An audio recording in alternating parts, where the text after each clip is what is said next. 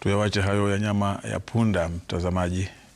Tuelekee kaunti nambari 4 ambapo serikali pamoja na mwekezaji wa sekta ya sukari huko Tana River wamehakikishia wakazi wa eneo la Chewele kuwa ardhi yao haitanyakuliwa jinsi ilivyodaiwa na baadhi ya viongozi. Hakikisho hilo limetolewa baada ya wakazi wa Village 4 eneo la Bura kulalamikia kuhusu mchoro wa ramani ya kilimo cha miwa kilichoashiria kuwa sehemu ya mashamba yao yataathirika iwapo mradi huo utaendelea.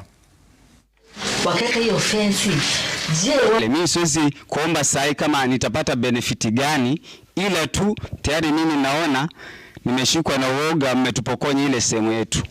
Hii Chewele yetu, hii Chewele sub location, kulingamana na venye chief wetu ametueleza, Chewele imeenda yote. Kwa nini?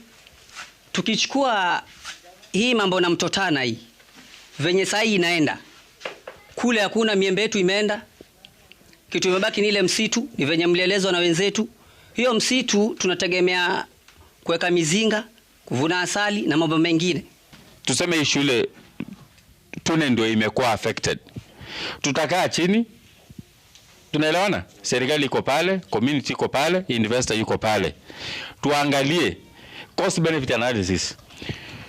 Tukipita juu ya tune primary, madhara itakuwa ya vipi? Tunaelewana? Na tukipita juu haimaanishi kwamba sasa watu waende Chewele primary.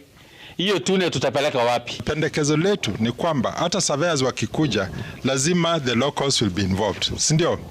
So that at least yenye iko kwa map unai-align na yenye iko kwa ground.